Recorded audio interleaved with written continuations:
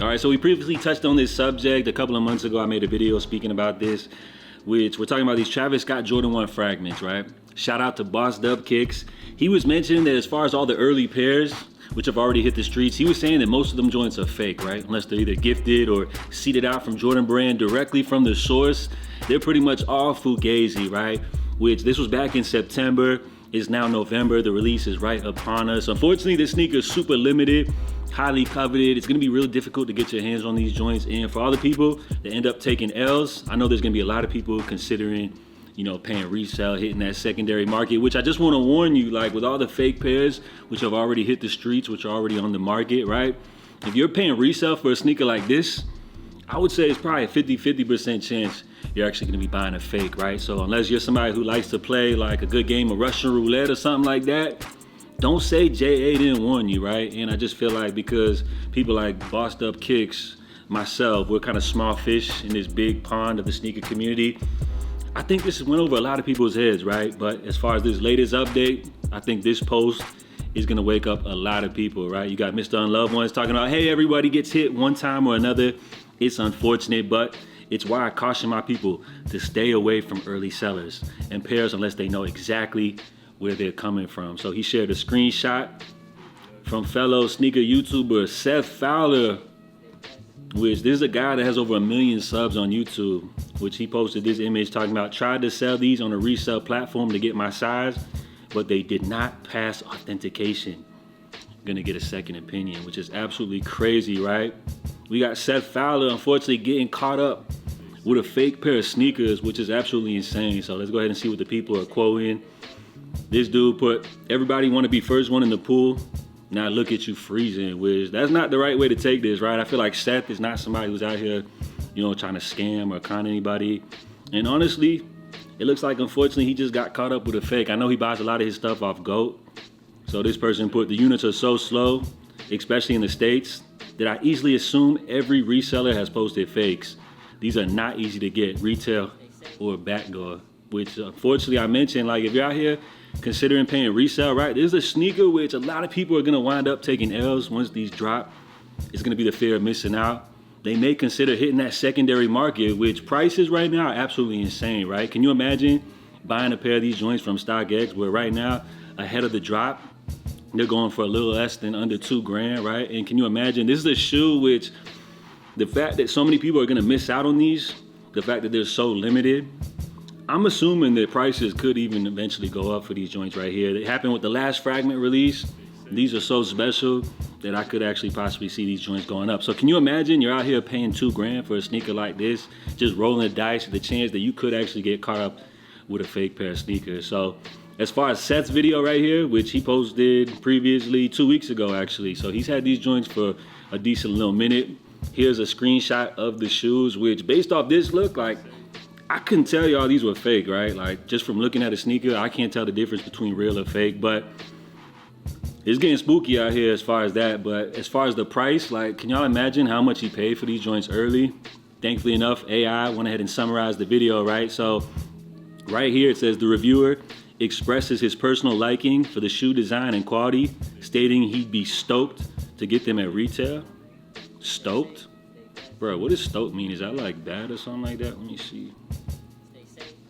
Stoked meaning.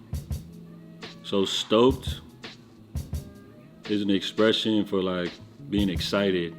Okay, all right, so he would be excited to get these for retail. All right, shout out to Seth. He said, however, he paid $1,900 for this pair on the resale market and is unsure if he will keep them due to the high costs.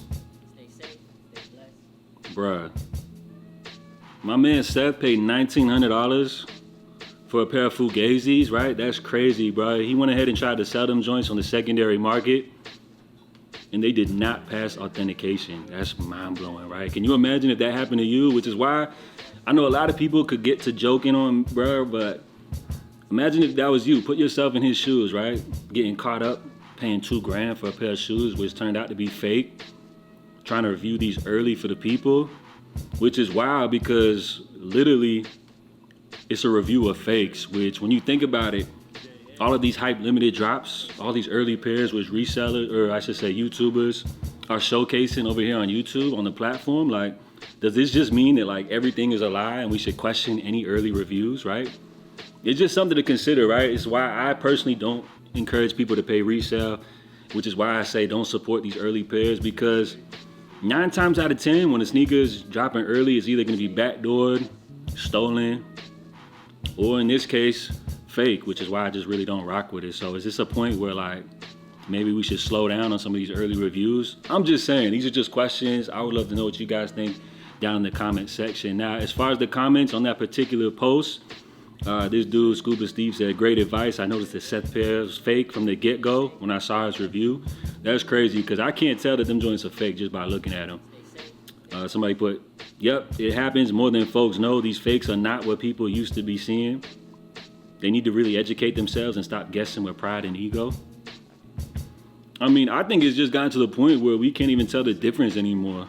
This dude put name the plug. That's interesting, right? Because Seth does normally get his joints from GOAT. Somebody put karma for what? Somebody put way too many resellers have access to pairs. They fleecing everybody. Good point, man. You pull up to a sneaker con event or something like that. Everybody's got full size runs of all these early pairs, but it's like, where are they coming from? Somebody put, look at that leather. Dude is a clown. How does a shoe pass authentication that hasn't released yet? Not trusting anyone with that kind of money. Not even StockX or GOAT sneaker politics, me. Does this mean shoes are real, just stolen? Yeah, that's tough. Hate to see anybody have to deal with this. Exactly, bro. Like, let's have a little sympathy, bro. Sneaker Fetish said, hate it for him. I wonder if whoever he got it from even knows if they have fakes. That's a good question, but as far as all these early pairs, remember, Boss Dub Kicks, he tried to warn y'all right here, talking about all these joints are fake, but I guess it went over a lot of people's heads. So this dude put in response, I hope it wasn't from GOAT. Exactly, because that's where Seth usually gets all his early pairs. And can you imagine if these joints were from GOAT? As much love as people have for that app. But according to Sneaker Fetish, it says Seth said in his video he got them from Stadium Goods. All right, that's crazy. Now, if you guys are unfamiliar with Stadium Goods, they are actually a physical location based out of New York, which they were founded 2015.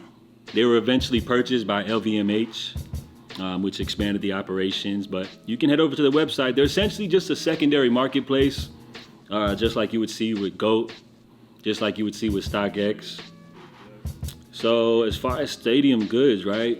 You know, a lot of these places, they go under the radar simply because they're not usually as big as like a StockX. But when purchasing joints from here, just be aware, bro. Like, you could get caught up with a fake, right? Nobody's perfect. We hear about StockX selling fakes. We hear about GOAT, eBay. You know, it happens to everybody. But as far as Stadium Goods, go ahead and add them to the list. And this just proves that when you talk about sneaker authentication, nobody can ever get it 100% right. And that's crazy. These joints are selling for $2,000 on Stadium Goods, which they're out here pushing fakes to helpless victims that don't even know any better. That's wild, bro. And what's even wilder, if you ask me, is that based off Seth's review, he was claiming like that the craftsmanship and the quality as far as these Travis Scott releases are like superior and everything like that. So if it's the case where he's caught up with a pair of fakes right here, yet the craftsmanship, the quality is on par or even better, what is that telling us about fake sneakers? Plus, with a dude like Seth Fowler, who's reviewed probably thousands of sneakers. When you talk about a Jordan 1, I think that's his favorite model, right? So I'm sure he's probably reviewed like so many different Jordan 1s. He's probably owned several Jordan 1 lows throughout his life, and he couldn't even tell that these joints were fake. He literally dropped a video, detailed review, shots of everything, and uploaded that joint to YouTube and everything, and didn't know they were fake until he tried to resell them, and they didn't pass authentication, man. I think this is gonna open up a whole can of worms.